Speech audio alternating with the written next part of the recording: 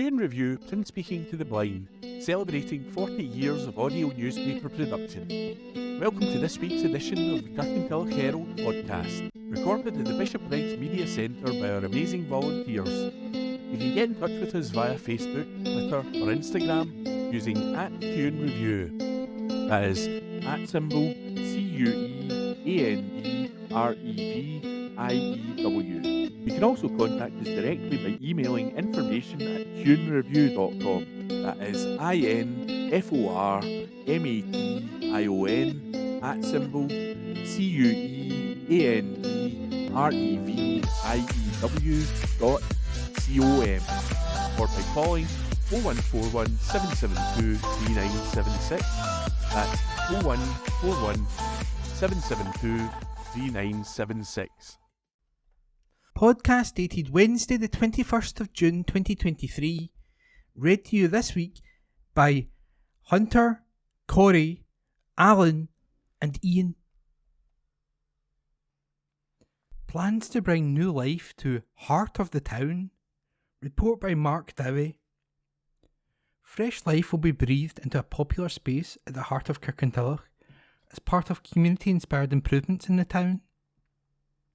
The project to redevelop Regent Gardens is a partnership between Your Kirky and East Dunbartonshire Council, which unveiled the plans this week.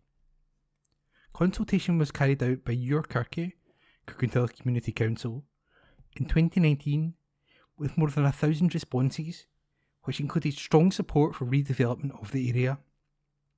That was followed by further consultation in 2021, which generated around 400 responses, and again showing a majority in favour of a revamp of the gardens.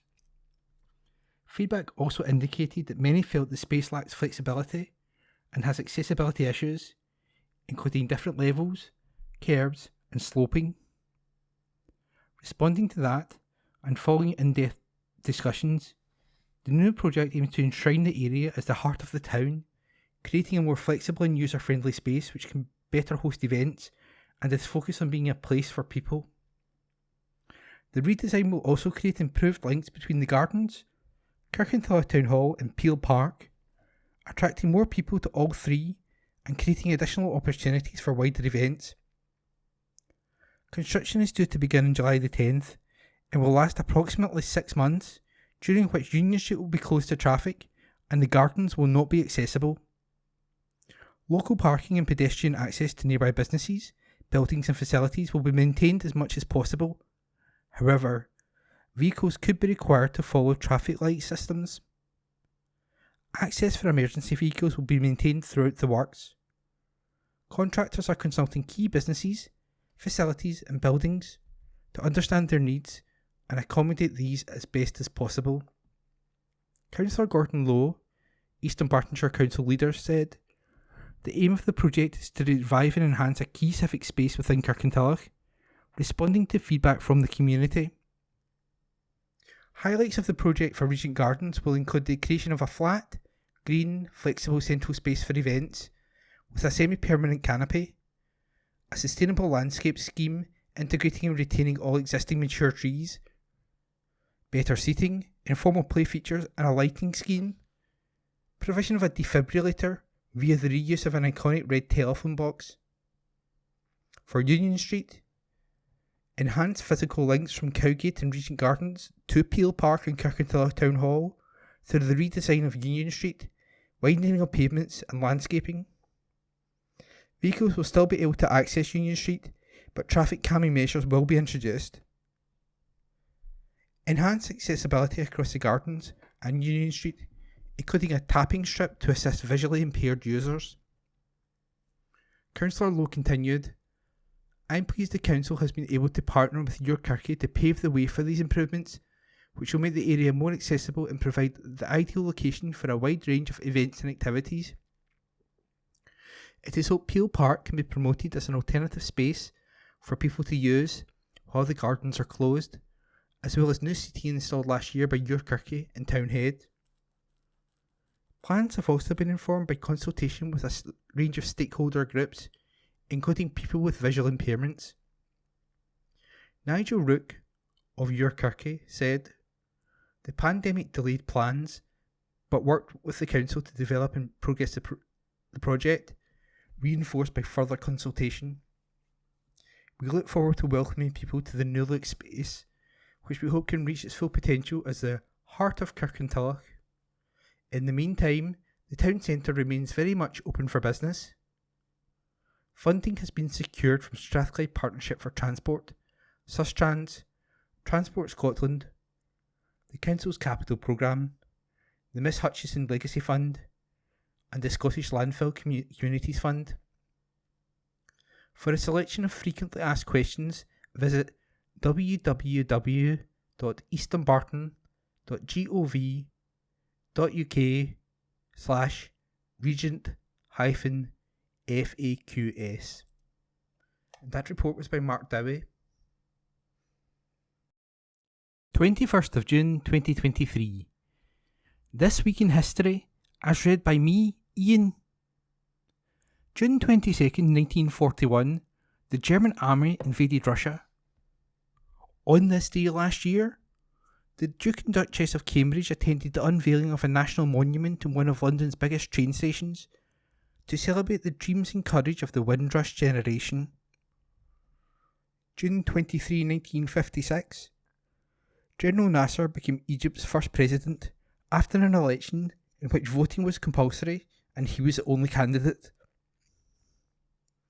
June 24, 1947, the series of flying saucer stories started when a pilot, Kenneth Arnold, reported seeing 9 disc-shaped objects over Mount Rainier, Washington. On this day last year, Billie Eilish made history when she performed on the Pyramid Stage at Glastonbury as the festival's youngest solo headliner.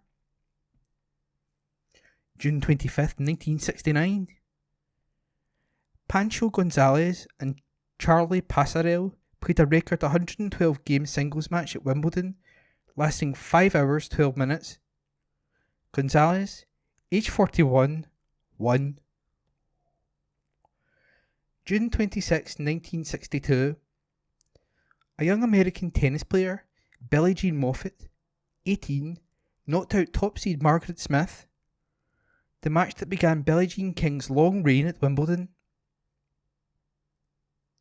June 27, 1954, the first nuclear power station opened at Obninsk in Russia. On this day last year, the UK promised £25 million to help fund a new international fund to prevent or prepare for future pandemics. Significant objections to transport eligibility cut. Thousands of people objected to North Lanarkshire Council's plans to reduce eligibility to school transport in the area. The council carried out a public consultation on plans to increase the mileage requirements, as previously agreed as a budgetary measure. If implemented, this change is forecast to save the council millions of pounds annually. Historically, free transport has been provided for primary pupils living more than 1 mile from their school and for secondary pupils more than 2 miles away. However, the legal requirements are that councils need only offer this for under 8s, more than 2 miles away, and children over 8 only qualify if they are more than 3 miles from their school. The council agreed to hold the consultation on adopting this stance, as had already been done at 28 of Scotland's 32 councils. Pupils with additional support needs and those lacking a suitable walking route would remain unaffected. Running from February until May, the consultation saw more than 50,000 parents receive text messages encouraging them to share their views on the consultation website. Meanwhile, 9 public meetings were also held across North Lanarkshire in a bid to gauge reaction. In total, 3,828 responses were recorded, with 94% of those responding disagreeing with the proposal. The most common cause for concern was safety, either due to fears over the routes themselves or a perceived danger from people in the areas children would pass through, such as previous criminal incidents. Walking routes across North Lanarkshire will be independently assessed during term time and at the time of day pupils will be using them. The cost of this will be £98,000. At a recent meeting, the SNP group attempted to table a motion calling for the changes to mileage to not be implemented. However, this was ruled incompetent due to the potential impact on the council's budget. Read by Alan Todd. Cyclist dies after crash, as recorded by Hunter MacDonald. Road policing officers are appealing for information following a fatal road crash involving a van and a cyclist in Kirkintilloch.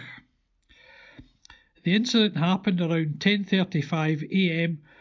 on Friday, June the 9th on the A806 Initiative Road on approach to Lindsay roundabout. The 50-year-old male cyclist was pronounced dead at the scene.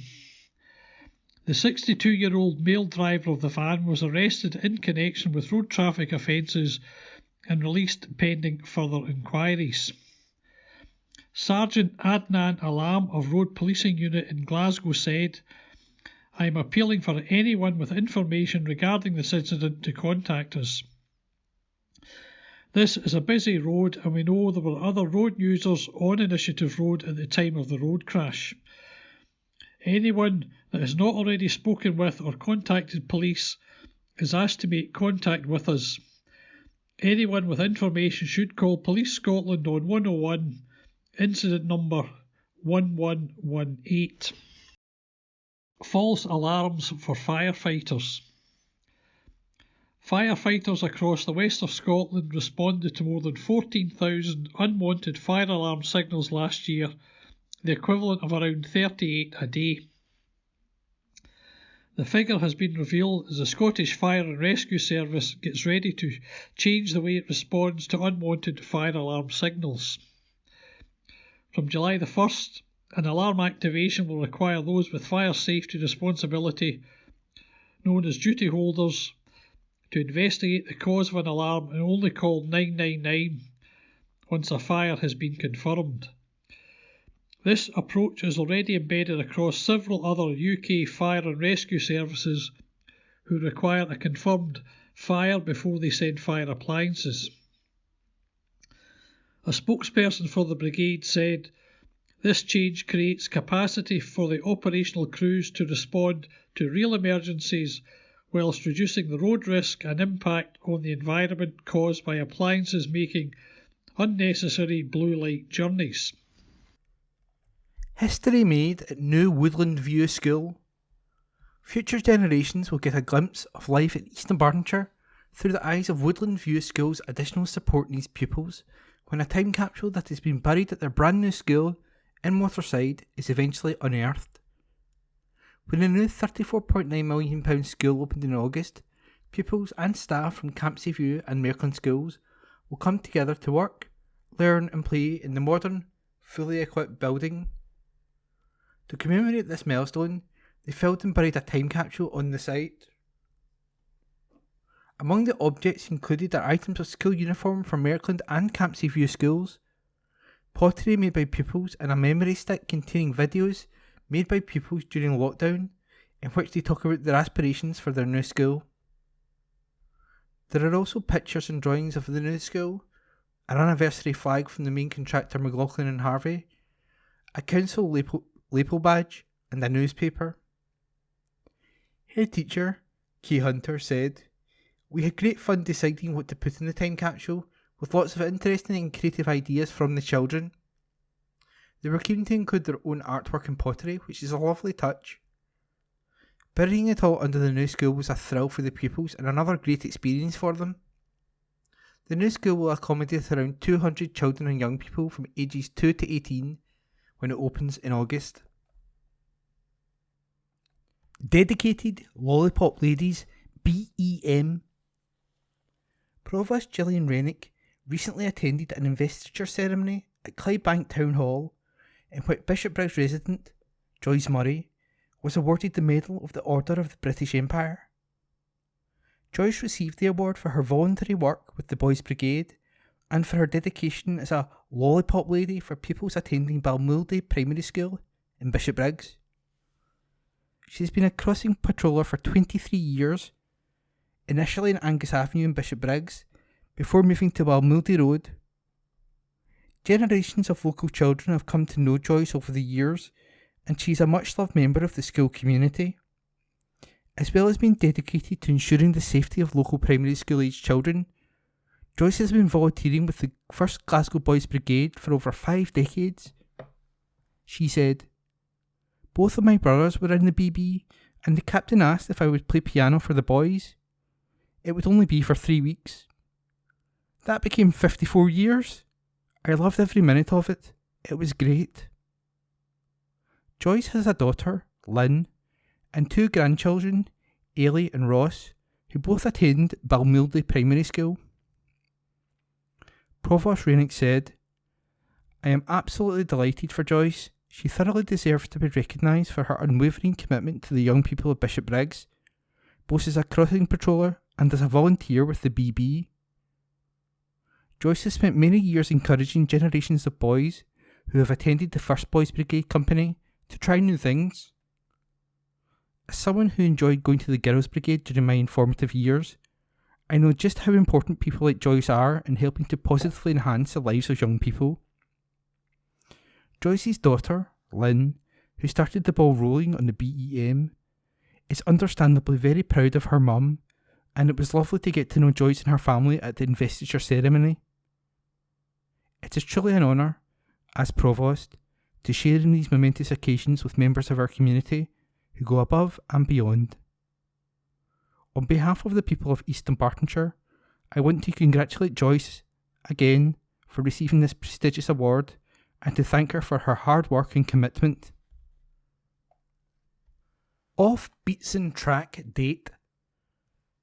Bishopbriggs Academy pupils will be taking part in Beatson Cancer Charities Off the Beatson Track event to celebrate the event's 10th year. The 10k walk takes place on Sunday, August 27, which STV's Laura Boyd and Heart FM and BBC's David Farrell will be hosting.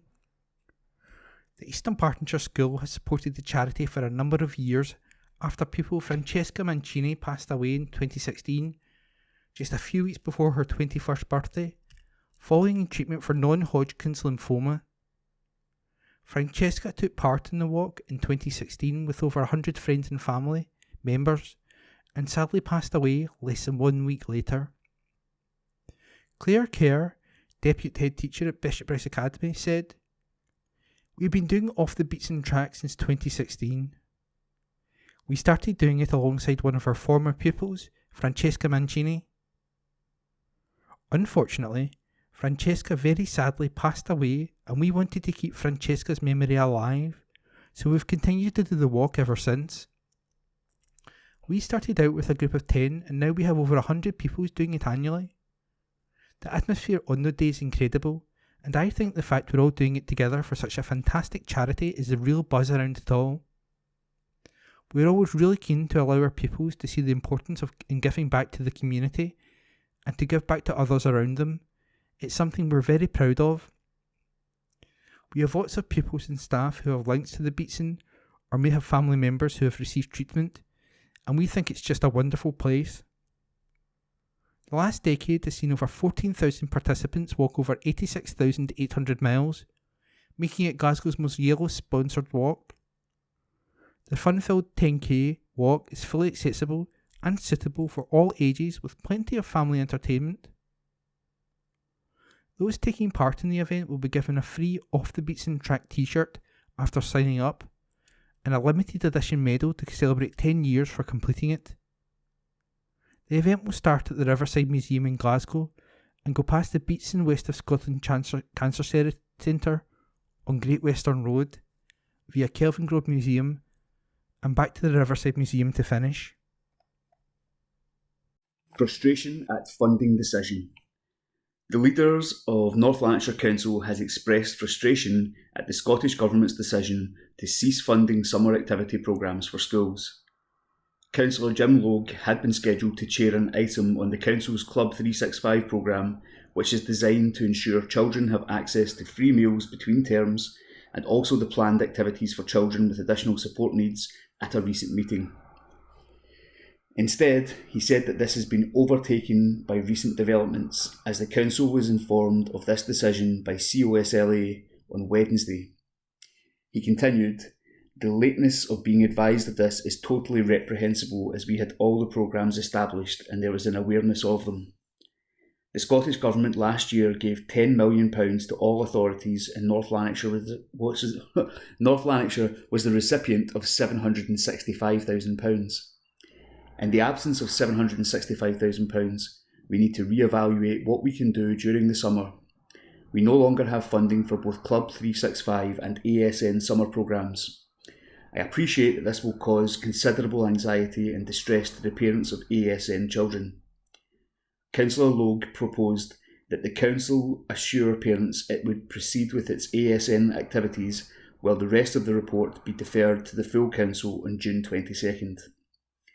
Councillor Kirsten Larson said that the Scottish Government was facing the same challenges as the Council and their budget was restricted by Westminster. The continuation was agreed. Councillor Logue later added Council officials had been working diligently to build an outstanding programme for the summer holidays which would help those most in need in both mainstream and ASN sectors. To find out at the 11th hour that the SNP have abandoned their commitment to the children most in need in North Lanarkshire is sickening. They are taking food out of the mouths of hungry children in North Lanarkshire. Once again, the SNP's cavalier approach to vital council services has an impact on the people who need support the most. I would urge parents who will rightly be angry to write to their local MSP to ask the Scottish Government to reverse these horrendous cuts. Use water efficiently. Scottish Water is repeating its call for customers to use water as efficiently as possible in homes and gardens and help protect resources and maintain normal supplies across the country. Scottish Water is working to ensure it can maintain public water supply to customers in parts of the country affected by increased peak water use and is using tankers to supplement normal water supplies in some parts of the country, mainly rural locations. Kes Juskowiak, Scottish Water's General Manager of Customer Water Services, said, "The dry weather has seen an increase in customer use and an additional 150 million litres of water consistently having to be distributed per day into our network. We're working hard to maintain normal supplies, but would ask that customers consider how they use water." Catterburn Chaos Fun. Girl Guiders headed to the countryside recently for a day of fun in the sun at Catterburn Chaos. The event, now in its second year, saw the 4th and 5th Lindsay Brownies, 2nd Lindsay Guides, 3rd Campsie Guides and 2nd Kirkintilloch Brownies join hundreds of other girls from Dunbartonshire girl guiding units at the Catterburn campsite near Croft Army on Saturday, June the 3rd. The girls enjoyed inflatables, crafts, Highland games and a circus skills lesson. This year, the Royal Navy's STEM team also took part, teaching the youngsters about pneumatics, robotics and circuits.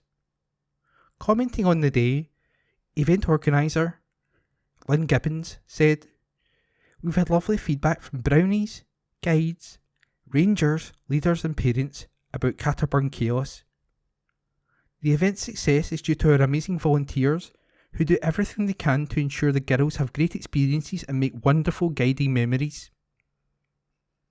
Between the event staff and leaders accompanying their units, about 100 people were involved each day in making the event happen, ranging in age from 14 upwards. They all worked hard, but they enjoyed themselves. One of our more senior volunteers was even seen brandishing a water pistol, and they're all due huge thanks. We're also grateful to Mathers of Dunbarton for their donation of generators at short notice, to GAP Hire for their free portaloos, and to the Royal Navy STEM team, who provided the guides and brownies with a range of STEM activities which I know were very popular with the leaders as well as the girls. Catterburn Chaos took place during Volunteers Week, which runs from June the 1st to 7th every year. The dedicated week of celebrations honours the millions of people across the UK who volunteer within their communities. A spokesperson for Girl Guiding Scotland said, "Currently, we We have over 10,000 girls on our waiting list due to not having enough volunteers in Scotland. We support flexibility and believe that any help, no matter how small or large, can make a huge difference to the lives of girls and young women. If you are interested in learning more, visit www.girlguiding.org.uk/get-involved/become a volunteer. Service appeal with a huge thanks to blood donors. Report by Julie Curry. The Scottish National Blood Transfusion Service, SNBTS, has thanked blood donors who have increased the regularity of their donations post-pandemic. In June 2022, the service launched a new campaign to increase the number of donors in Scotland as the numbers of donors had reached record low levels. Hospital demand for blood has also increased significantly over the past 2 years, reflecting increased activity in Scottish health boards. Debbie McNaughton, SNBTS Associate Director for Donor Services, said, "The past few years have been challenging for NHS Scotland and we have had to manage the supply of blood accordingly. We have seen demand for blood rise. It's currently higher than pre-COVID levels. Its essential blood is always there when patients need it. We are grateful that during the past 12 months, our number of active donors has increased by 3%. However, we do need to welcome more new donors." The service used World Blood Donor Week last week to celebrate the amazing people who have helped NHS Scotland recover from the pandemic and to encourage new donors. Debbie added, "The global theme for World Blood Donor Day this year was Give Blood, Give Plasma, Share Life, Share Often." In Scotland, plasma donation has become a key focus for our service, and we are developing plans to further increase plasma collection. This will support parents who require immunoglobulin and other life-saving products. Mum and midwife Ali Stewart knows only too well how much blood donations can mean to families. The 35-year-old from Montrose will be forever grateful to the donors who helped her when she needed blood during childbirth. Ali said, "I'm a midwife, so I regularly see women who require blood transfusions following childbirth, but only once have I been in the receiving end. The total blood loss for me was 3 litres. Without my blood transfusion, I'd have lost those precious early days with my baby, perhaps also my life. I'm forever grateful for the decisions my colleagues made that day and for the donors who helped me. At the time, I knew I was going to be okay, I just needed more fluids, but I didn't appreciate the anxiety my husband Barry was going through. He had to travel with our newborn baby by car to Ninewells Hospital while I was taken there by ambulance. All the time he was wondering if he was going to have to bring up our girls on his own. Luckily, that wasn't the case. We are so thankful to all the donors who give up their time to give blood." A new TV advertising campaign has been launched as part of a 3-year strategy to continue growing the donor base in Scotland, and SNBTS is asking everyone aged 17 or over to sign up. By doing so, you could help save lives. How you can help. World Blood Donor Day takes place on June the 14th each year to raise global awareness of the need for safe blood and blood products for transfusion. It also aims to highlight the critical contribution voluntary unpaid blood donors make to national health systems. Here in Scotland, the service manages a complex inventory across all 8 blood groups to ensure supplies of each are at safe levels. You can view Scotland's daily blood stocks at www.scotblood.co.uk. Donors can also book their appointment to donate online, with 84% of donors now having an online account. Open yours today to help keep NHS Scotland running. Charity pledges £7 million to get local folk moving. Report by Morag Cook. Scotland's National Walking Charity has launched 3 funds worth £7 million in a bid to encourage East Dunbartonshire locals to choose active travel. The new Smarter Choices, Smarter Places (SCSP) Active Nation Fund worth £1.5 million, the Ian Finlay Path Fund £1.5 million, and the £5 million SCSP Open Fund have been announced by Path for All this month. Supported by Transport Scotland and backed by the government, the three funds hope to encourage Scots to drive less and to walk, wheel or cycle as part of their everyday short journeys to cut Scotland's carbon emissions and improve air quality. It is hoped the initiatives will help contribute to reversing the trend of inactive lifestyles by tackling health inequalities throughout the country. Minister for Active Travel, Patrick Harvey, said, "I'm pleased to welcome the launch of 3 active travel funding opportunities delivered through Pass for All. This will help to support the growing ambitions of public, third and community sector organisations to provide bigger and better active travel opportunities right across Scotland. As part of our record funding for active travel, this work directly supports our ambitions to build a more active nation, where more people can choose to walk, wheel and cycle for everyday journeys than ever before, and I look forward to seeing the success of new projects in action." The SCSP Active Nation Fund invites public, community and third sector organisations to apply for up to £200,000 to support projects which encourage everyday travel behaviour change on a national or multi-regional level in Scotland. To commemorate the legacy of the former Pass for All CEO, the Ian Finlay Path Fund supports projects designed to make improvements to local walkways and paths and to make them more accessible to all. Applicants can receive a grant of up to £100,000 for their project. First launched in 2018, the SCSP Open Fund grants communities and public third sector organisations up to £100,000 and encourages people to change their everyday travel behaviours, such as using sustainable travel for longer journeys. Kevin Lafferty, CEO of Pass for All, said, "These funds will increase the pace and scale of active travel delivery across the country as we collectively work together to encourage active travel for a happier, healthier and greener Scotland. This new support will help deliver a step change in how we choose to travel in order to tackle the climate emergency and to help reduce car kilometres, and would only be possible with support from the Scottish Government and Transport Scotland.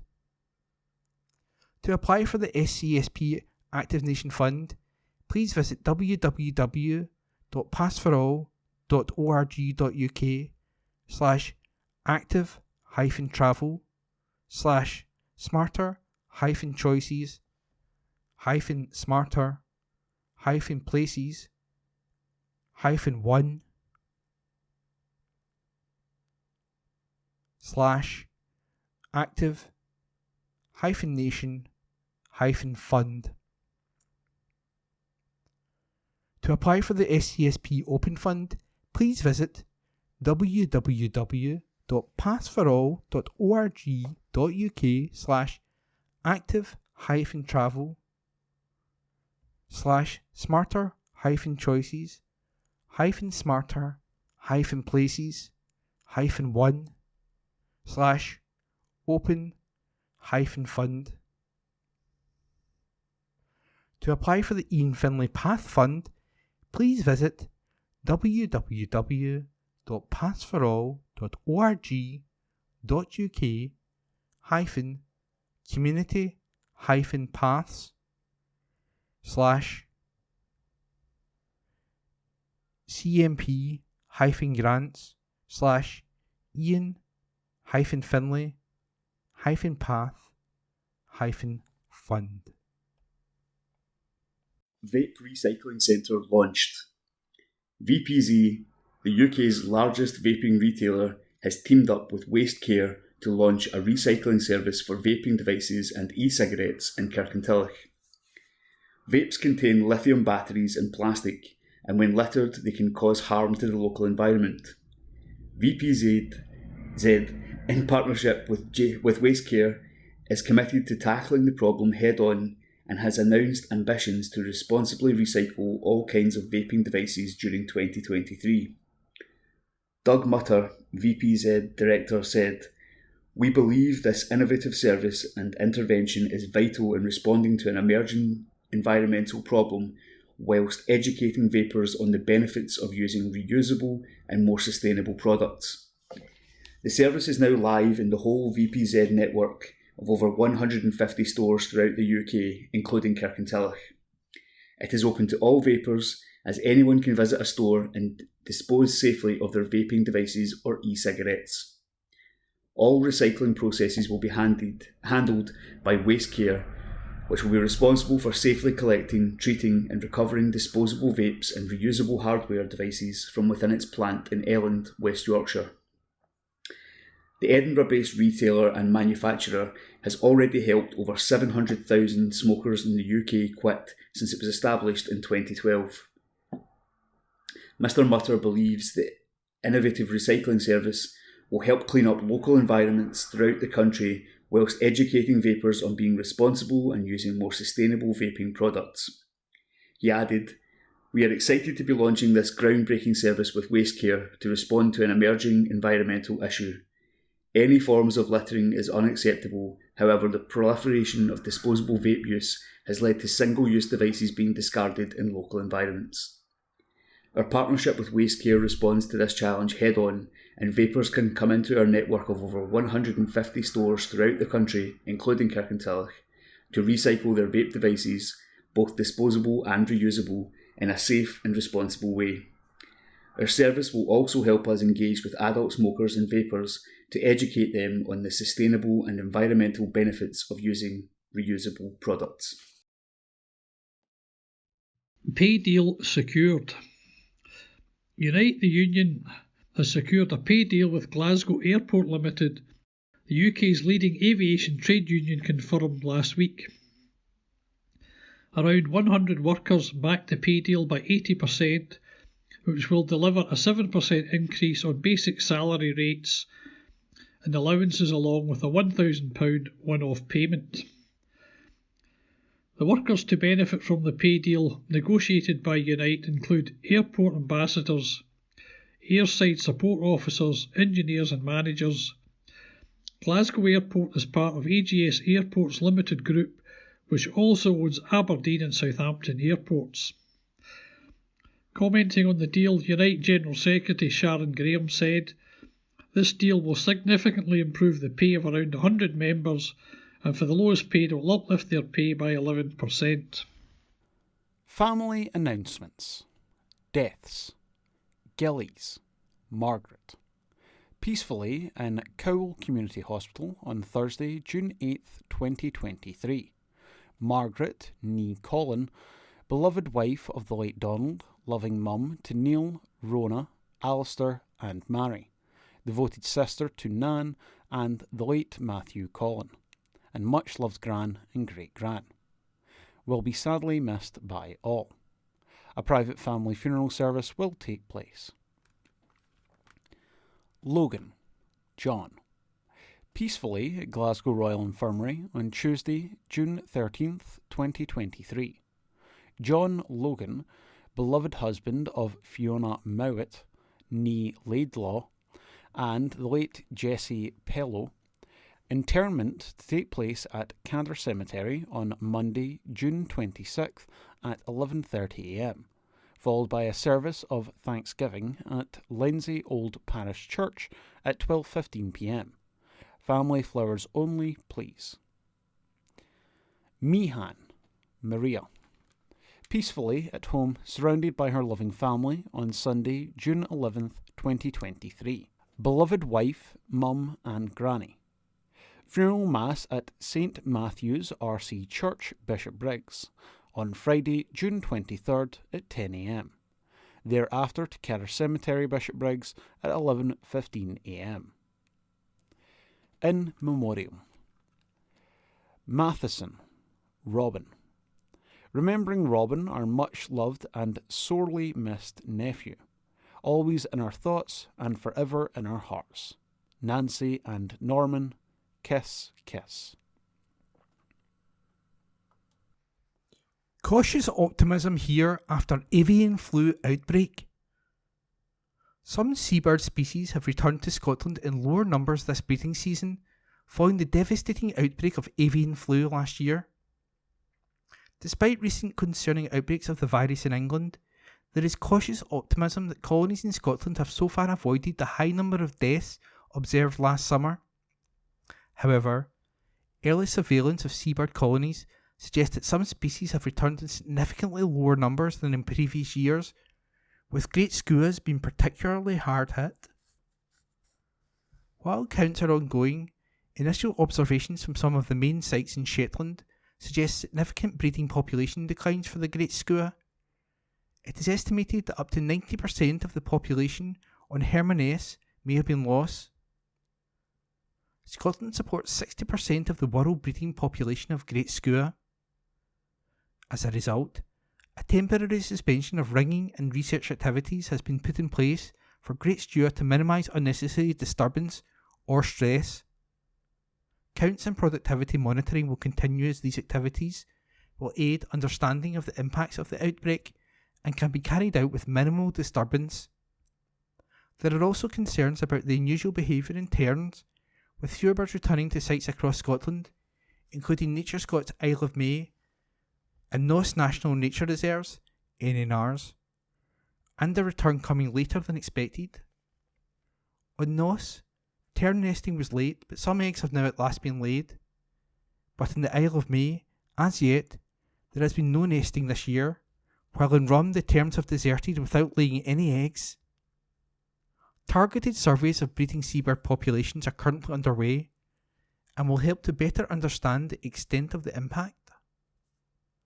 Alistair McGugan, a Nature Scott wildlife manager, said, "It is too soon to draw firm conclusions about the impact of last year's terrible losses, but the low numbers of great skua and terns returning to our shores is certainly concerning and something we are keeping a very close watch on. The good news is that, in Scotland at least, we are not seeing the large numbers of dead birds around the breeding sites that we did last year. This may mean that the remaining birds have gained some level of immunity to the virus. If so, then there is a cause for optimism as populations may begin to slowly replace the losses that occurred last year. This is far from the end of the outbreak, however, and we are certainly not complacent. We may see the virus switch to other species in the future, as has happened with the gulls elsewhere in the UK.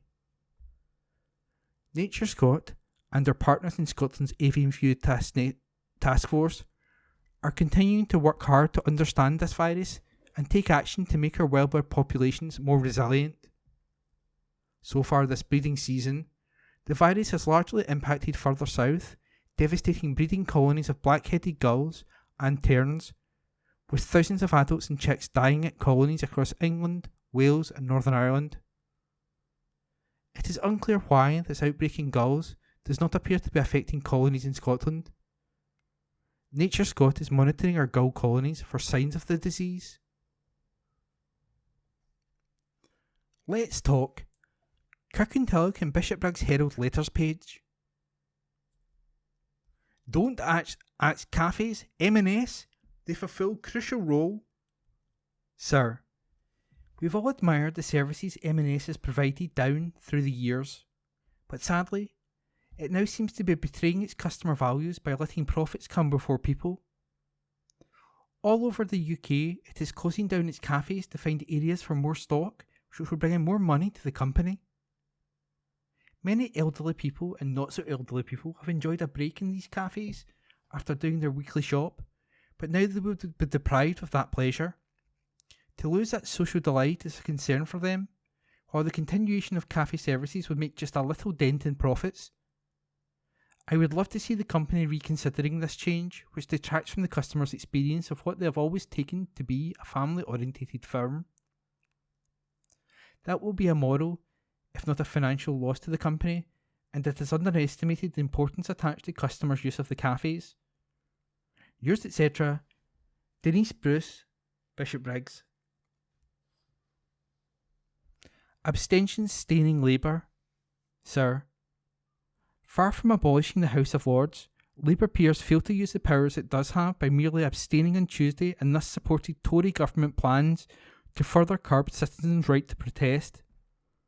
This was followed by Labour MPs abstaining rather than supporting an SNP proposal to set up a Westminster committee to examine the causes of the cost of living crisis and the impact of Brexit on the UK economy.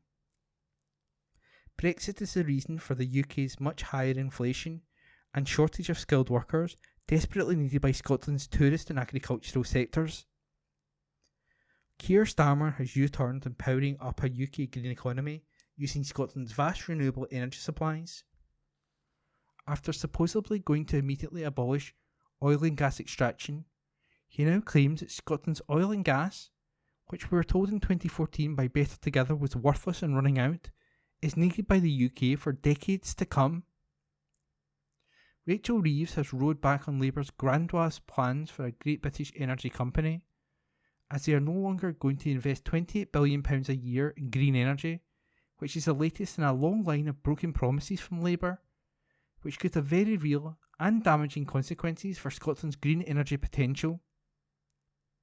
Traditional Labour voters are also concerned by the drift towards increasing private health provision and means testing rather than universality, given their plans to rule out offering universal free childcare. Yours, etc., Fraser Grant, address supplied. Same thin air between ears, sir. The Scottish building industry is going to have fun from next year. Somehow or other, multi-storey buildings will have to install heat pumps for every flat. This, of course, will be no problem for the Greens, who have the exact same thin air between their ears. However, there are other ways of keeping warm. I am sure there are hundreds of thousands of SNP white papers hidden in cupboards throughout Scotland, unread and unwanted, just waiting to be used in our old fireplaces. Equally, there were lots of old SNP and Green Party leaflets that were thrust through letterboxes throughout Scotland. That and the piles of nonsensical legislation they impose at Holyrood keep trying to impose on us. All good burning material for the bonfire of the fantasies. Yours, etc., Andrew H.N. Gray, by email. No batteries on Earth, sir. I've been monitoring the flow of electricity between Scotland and England recently. It shows Scotland to be consistently importing electricity and up to a massive 2.8 gigawatts at times. This is significantly more than half of the average Scottish electricity demand of around 5 gigawatts.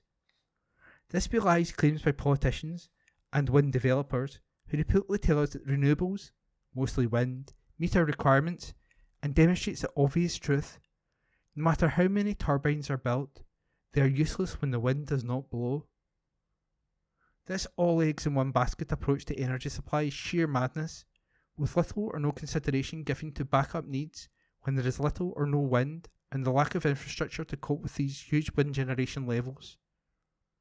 No batteries on Earth can cope with and help balance such huge quantities. Yours, etc., G.M. Lindsay, address supplied. Kirkintilloch and Bishopbriggs Herald Reader's Charter. This newspaper is built in a tradition of accuracy and fairness, giving you the information you need to understand our world, holding power to account and exposing injustice. Our trusted brand means we're the only place where you can read in and participate in honest debates. We are committed to giving a voice to those who struggle to be heard, as well as those whose profession is crafting an argument. Our Reader's Charter spells out our commitment to you. You can read the Charter online at kirkyherald@jnscotland.co.uk. Rail fares to increase from early July. Transport Scotland has confirmed that rail fares will increase from July the 3rd. Following an extended fares freeze in Scotland from July, fares will increase by 4.8%. This excludes season and flexi tickets, which remain frozen at current prices, ensuring those who use rail frequently are encouraged to continue. The agency has said, however, this is substantially lower than inflation and below recent rises in incomes. They are also lower than increases elsewhere in the UK, where fares recently increased by almost 6%. Ministers have agreed these fares after lengthy consideration to ensure rail services are sustainable in the longer term and that budgets align with the overall funding available. Mary McCallan, Cabinet Secretary for Transport, Net Zero and Just Transition, said, "The Scottish Government rightly made the decision to freeze fares as part of its response to the cost of living crisis.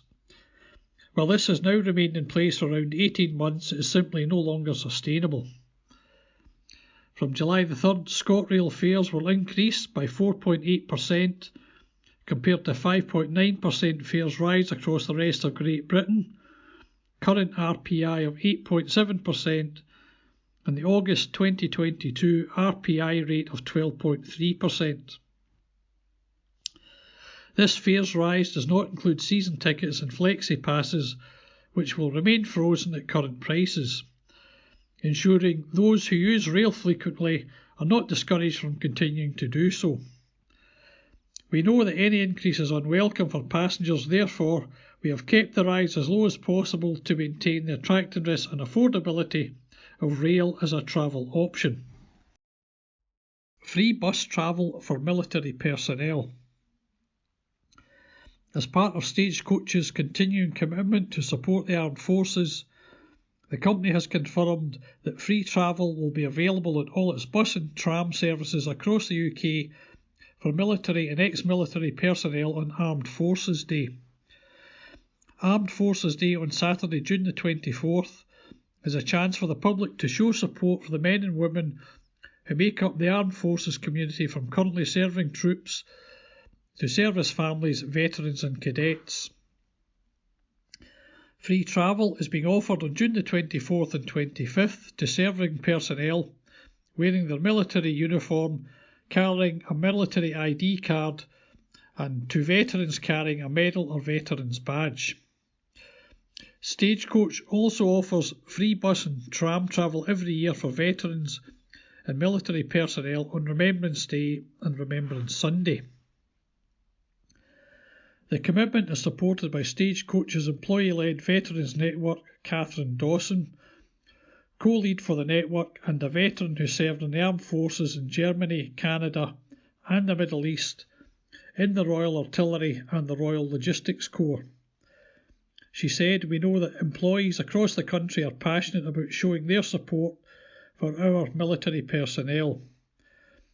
We are really pleased to be offering free travel to help people more easily join in with the events taking place over the weekend.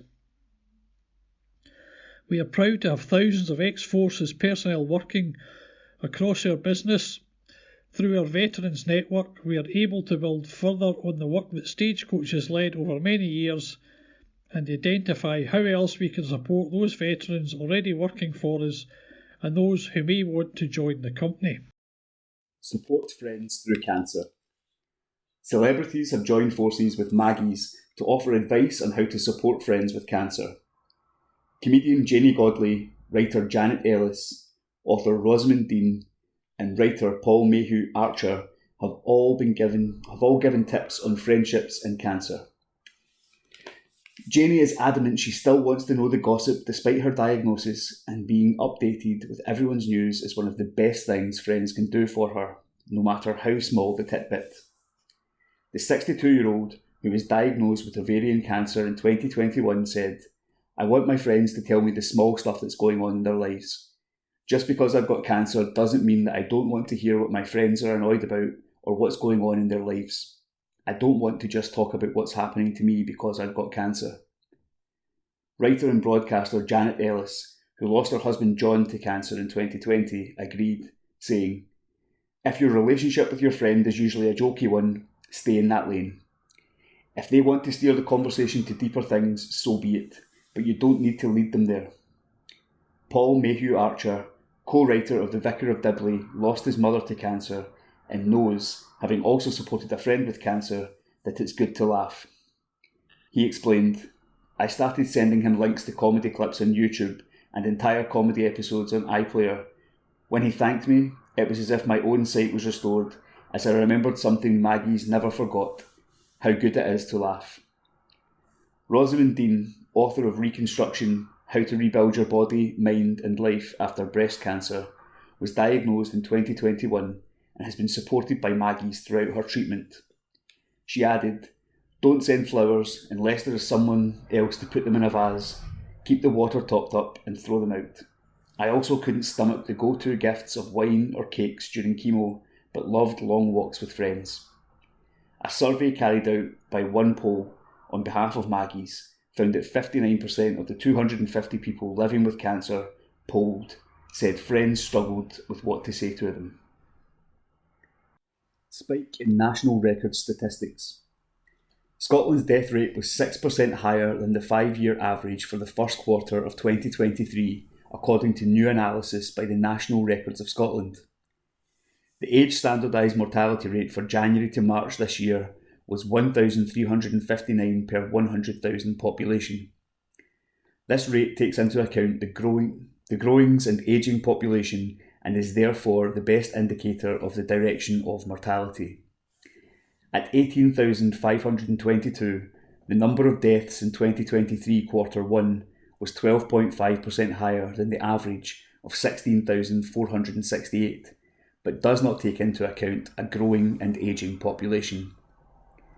Julie Ramsey, NRS Head of Statistics, said, "Deaths from respiratory diseases were almost 23% higher than the 5-year average. Within this group, flu accounted for more than a third of the excess deaths. Deaths from cancer were 6.4% higher, and coronary heart disease and dementias were both around 12% higher." District News General, 21st of June 2023. Mary's Meals wins top award. The charity, which was founded in Scotland, has been honoured for its work feeding hungry children. International school feeding charity Mary's Meals is being honoured with the Princess of Asturias Award for Concord to recognise its work in some of the world's poorest countries. These annual awards are granted to individuals and organisations who make notable achievements in the sciences, humanities and public affairs. As part of the 2023 programme, actor Meryl Streep is honoured with the Princess of Asturias Award for the Arts. Mary's Meals received this award for its exemplary dedication to alleviating some of the most pressing problems in today's world. Bracken control. Scottish farming and land management organisations are calling for the Scottish Government to urgently approve the chemical Asolux for use to control bracken, an invasive weed which poses a significant threat to biodiversity, drinking water quality, agriculture, animal welfare and public health. In a joint statement, NFU Scotland, Scottish Land and Estates, SLE, Game and Wildlife Conservation Trust, GWCT, and the Bracken Control Group, BCG, have said, to counter the threats posed by bracken, a number of different control techniques are employed by land managers and specialist contractors. The herbicide Asolux is just one of these options, but for Scotland's farmers and landowners, aerial application is often the only option due to the scale of the area covered by bracken and the rocky or hilly terrain that makes access by equipment to carry out other forms of control difficult or impossible. Control of bracken is a multi-stage process, and effective control requires the repeat treatment for up to 10 years. Failure to carry out repeat treatments can lead to bracken recovering quickly, and the cost and effort associated with the primary treatment being wasted. Our organisations believe that, in the longer term, a more consistent and strategic approach should be taken for the control of bracken, including the development of an improved stewardship approach that introduces effective controls to manage and monitor the use of the various bracken control techniques, including herbicides. A greater emphasis will be placed on integrated pest management, with a view to reducing the use of herbicide, except in cases where other control options are not possible. We would also like to express our disappointment that bracken control was removed from this year's Agri-Environment Scheme. This has not only increased the risk of bracken, as set out above, but also reverses the benefits of public money already spent. We urge the Scottish Government to restore this option in future rounds of funding. However, we must turn to the short term, and while we acknowledge that the Emergency Authorisation (EA) process for Asilox is far from ideal, because of the lack of alternatives currently available and the tight timescales involved with the application being approved and aerial application permits issued, timely authorisation of Asilox is vital for the necessary control to be undertaken for this season. Environment. New Forestry £1 million investment. Scottish Forestry is to invest up to £1 million in comprehensive skills training programme for frontline staff to ramp up tree planting levels in Scotland. The move is part of a delivery action plan announced by Rural Affairs Secretary Marie Gaujon to help the private and public sectors to step up their game on woodland creation and ensure forestry plays its part in tackling and mitigating climate change. Other measures include increasing the level of support for smaller scale woodland projects, providing more advice and support for farmers, refreshed community engagements guidance, and more support for riparian planting. Forestry and Land Scotland has also committed to make Glenprossan Estate an exemplar of woodland creation and integrated land management and accelerate its tree planting beyond its target in the coming year. During a visit to Acre Tree Nursery in Kirkcaldy today, Ms Gaujon said, "Expanding Scotland's woodlands is critical if we are to tackle the twin crises of climate change and nature loss. The Scottish Government has invested heavily in woodland creation over the past years, with an extra £150 million towards forestry grants and extra capacity in Forestry and Land Scotland's Tree Nursery. We have also supported the industry with improving transport options to find new markets for processed timber, to improve infrastructure, and provide a more diverse supply chain. We know skills and capacity in both the public and private sector is a key issue that is hampering our planting efforts. However, government can't solve this alone. Scottish Forestry has taken action and boosted its staff numbers by 20% to help meet the demand for new woodland proposals. But we now need time to invest in and develop this expanded team so that we can increase the speed in which we turn around woodland creation approvals.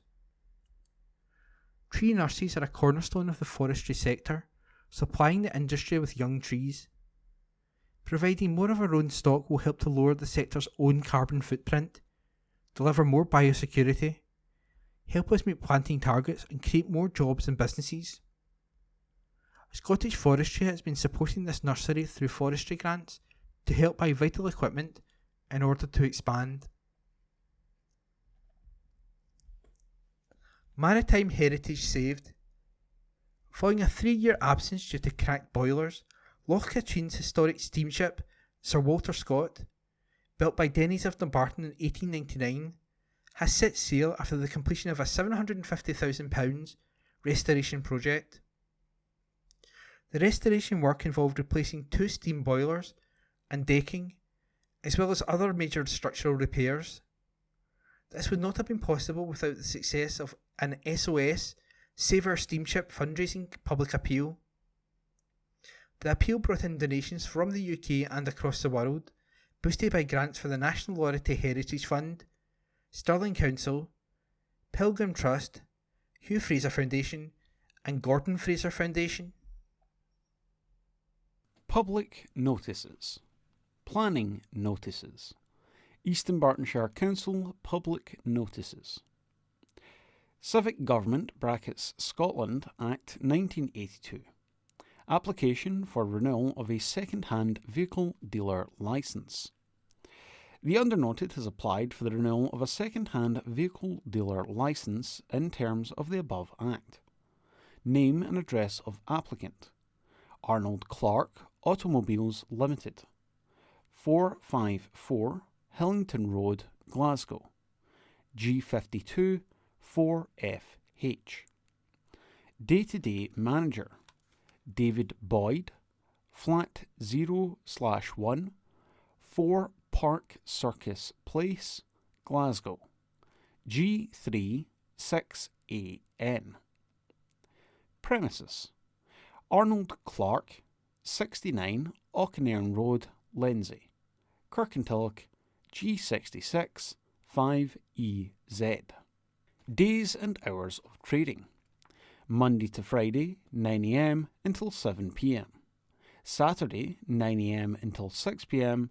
and Sunday, 11 a.m. until 6 p.m.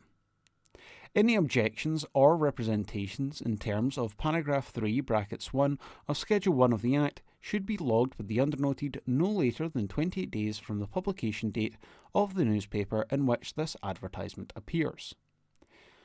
Deputy Chief Executive, Education, People and Business, East Dunbartonshire Council, 12 Strathkelvin Place, Kirkintilloch, G66 1TJ. Civic Government brackets Scotland Act 1982. Application for grant of second-hand vehicle dealer licence. The undernoted has applied for the renewal of a second-hand vehicle dealer licence in terms of the above Act. Name and address of applicant: Kelvinside Motor Company Limited, Unit 4, Kelvinside Industrial Estate, Kirkintilloch, G66 1SY. Day-to-day manager: Daniel Scullion, 54 Fossil Grove, Kirkintilloch, G66 3SP.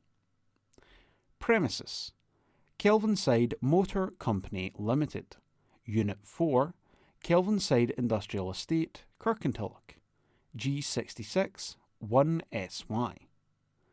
Days and hours of trading: Monday to Saturday, 9 a.m. until 7 p.m. Sunday, 10 a.m. until 4 p.m. Any objections or representations in terms of paragraph 3 brackets 1 of Schedule 1 of the Act should be logged with the undernoted no later than 28 days from the publication date of the newspaper in which this advertisement appears. Deputy Chief Executive, Education, People and Business, East Dunbartonshire Council, 12 Strathkelvin Place, Kirkintilloch, G66 1TJ.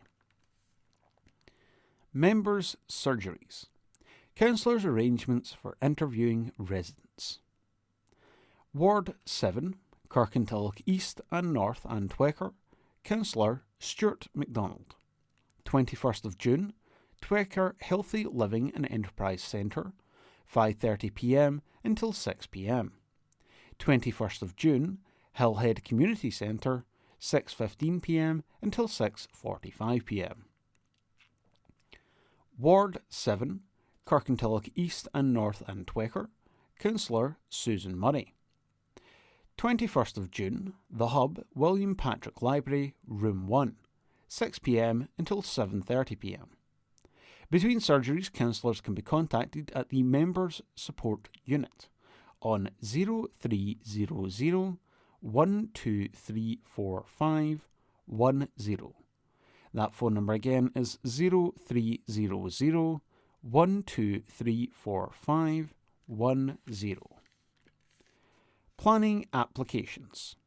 Format: application number followed by address/location, followed by proposal, followed by type of advert, followed by period of reps. TP/ED/23/0323. 37 to 95 Oxford Street, Kirkintilloch, East Dunbartonshire.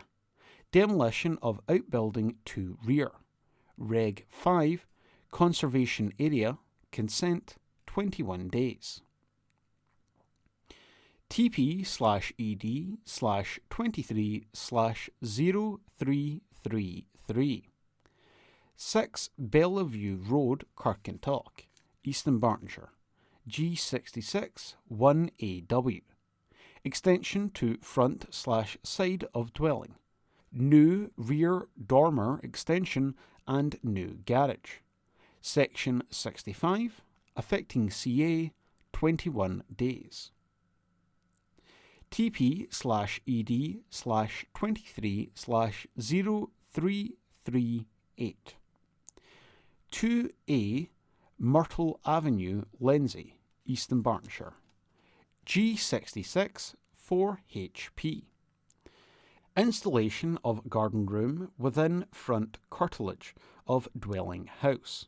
Section 65, affecting CA, 21 days. The application plans and other documents can be viewed online through the Council's website. The current restrictions on non-essential office work associated with the coronavirus pandemic means that plans cannot be viewed in the Council offices as normal. Written comments may be made within the above period to the Council through the Council's website, or to the above address. Any representations will be treated as public documents and made available for inspection by interested parties and may also be published on the Council website. Traffic notices. Town and Planning Development Management Procedure, Scotland. Regulation 2013, Regulations 2013, Regulation 20, brackets 2. North Lanarkshire Council. This application with the associated plans and documents can be inspected online using simple search at www.eplanning.northlanarkshire.gov.uk/online-applications or at the local office below. Anyone wishing to make a comment can do so online or in writing within 14 days of this notice. Application number 23/00587/AMD. Site location: land to the north of 25 Falloch Drive, Gartcosh, North Lanarkshire. Proposed development: amendment to 21/01459/MSC by introducing two new house types, Aberfoyle and Sherwood, to replace the Lomond with detached garage house type. 7 plots total. Substitution of house types and additional 2 units, totaling 107 units. Planning and Place Manager, Civic Centre, Windmill Hill Street, Motherwell, ML1 1AB. northlanarkshire.gov.uk. Maya is glad to be back on grass. An article written by Johnny Bray and read by me, Corey.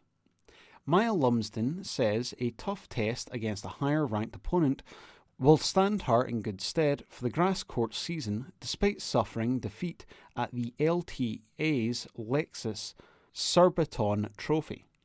The 25-year-old returned to singles competitions at the West London tournament, but was unable to battle past French woman Oshina Dodin in the last 32.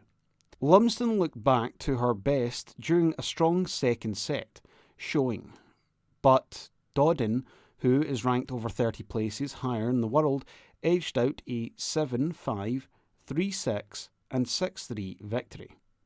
The Lenzie player, who is supported by the LTA's Top 25 programme, was not disheartened and believes there are positives to take from a solid display ahead of an exciting grass court season.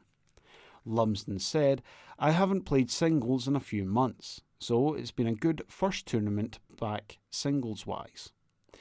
There are positives to take from playing a high-ranked player and coming close, so I am happy with some of the tennis in there. It is good that I got close. Some of the things in my game were holding up, and I made some improvements in some areas. It is good to always test yourself against the higher level players. That is where I am aiming to be." The Surbiton event signals the start of the grass court season, with an exciting few months ahead for British hopefuls in the build-up to Wimbledon. And Lumsden was delighted to be back on the surface, adding, "It is so nice to be in the grass season again. It is always such a good time of year. I enjoyed playing on the grass, so I'm really looking forward to the next couple of weeks. I thought overall it was a pretty good match. I had chances at times, but she is obviously a really good player, and is pretty powerful on the grass. I think it was tough not to come through in the end. For the latest action on the British summer grass court season, check out the LTA website. That article was written by Johnny Bray and read by me, Corey. Glasgow City under-18s complete the treble. Glasgow City under-18s development team have secured a third trophy this season after lifting the First Point USA West Cup. City added the League Cup to winning the Scottish Cup in January and the SHAAP 18s National Academy Programme Cup last month. The team travelled to the Indodrill Stadium in Alloa for the derby meeting with Glasgow Girls. The sides went into the break with the score tied at 1-1, but in the second half, City took control to run out 5-1 winners. There was another final between the two sides as the under-14s met in the West League Cup at Petershill Park on Sunday, with Girls coming out on top to lift the trophy in a 3-0 victory. Meanwhile, Priscilla Chinchilla and Linda Mothallo are aiming to star in this summer's FIFA Women's World Cup, after the City duo were called up for the preparation camps of Costa Rica and South Africa, respectively. Greatest race ever sees Tigers take win. Glasgow Tigers boss Cammy Brown hailed one of the best races he's ever seen, as his side narrowly beat Edinburgh Monarchs. In front of the biggest crowd of the season, the Allied Vehicles Tigers took a 49-41 victory in a classic cab direct championship encounter at Ashfield on Friday night. In a tight contest, the meeting swung in the home side's favour, thanks to an epic Heat 13, one of the greatest races ever at the venue. After the lead had swapped on previous laps, both Ben Basso and then Chris Harris passed Monarchs guest Justin Sedgman on the finish line to send the fans wild. Brown said it was a race that was off the scale. Race of the season, maybe race of the decade. It was the best race I've ever seen at Ashfield, involving 3 riders like that. Both Ben and Chris delivered when it really mattered. We needed them and they produced the goods in heats 13 and 15 to get us the win. It was a strange night, some of the boys couldn't get it right, and Edinburgh were outstanding. They came to our place with a depleted team, yet put up a massive fight and full credit to them. But the main thing is that we've got all the points from our 2 meetings with them over the past fortnight. Job done and on to the next one. Tigers host Scunthorpe Scorpions on Friday, with Brown admitting the team needs to be stronger at home. He said some of the boys are struggling with changing conditions. That's the fault of no one, but it is a problem we have to solve. Funeral details are confirmed for Brian. An article by Brian Newell and read by me, Corey. The funeral of former Kirkintilloch Rob Roy and Petershill goalkeeper Brian McNeill will take place on Friday, June 30th, following his sudden passing last month. McNeill, who also played for the likes of Clyde, Notts Country and Cambuslang Rangers during his career, was known to many as Big Dusty. He was goalkeeping coach at Petershill before joining Rob Roy to work alongside Stuart Maxwell for 7 years, departing in November for Pollock when Maxwell took over as manager there. Maxwell told the Pollock website, Brian was well known throughout the football community. Likeable, kind-hearted and loyal were just a few of the big guy's traits. A devoted family man who will be missed by many. On a personal level, Chris McFadden and I feel this loss more than many. At the moment, I cannot describe the loss the big man is to us. Love you, big man, and rest easy. A statement from Rob Roy added, the club is shocked to hear of the sudden passing of Brian McNeill. Our deepest sympathies go to his wife, Sandra, and the family. Petershill tweeted, We are saddened to hear of the passing of Brian McNeill. Our condolences go out to his family and friends at this sad time. Supporters of all clubs, former teammates and players were all invited to celebrate McNeill's life at service in Lodge Alexandria in Wood Street, Denniston at noon. Thereafter to Daldowie Crematorium at 2 p.m, before all Brian's family and friends will be welcomed back to Wood Street. Rob Roy goalkeeper Kevin Patrick McAllister launched an online fundraiser to help pay for the funeral costs, which has so far received over £1,600 towards the £3,000 target. He said Brian was one of life's better guys, and a real friend to anyone who knew him personally. I've been lucky enough to know him for 11 years. Brian was a well-loved man in junior football, and I'm sure, like me, you'll have your own memories of Dusty. I personally want to thank Brian for everything he's done for me, and I hope you're at peace, my friend. You'll be dearly missed by all. Anyone wishing to make a donation can do so by visiting www.justgiving.com/crowd-funding/Brian McNeill. You can also Google Just Giving space Brian McNeill and it should come up. That article was written by Brian Yule and read by me, Corey.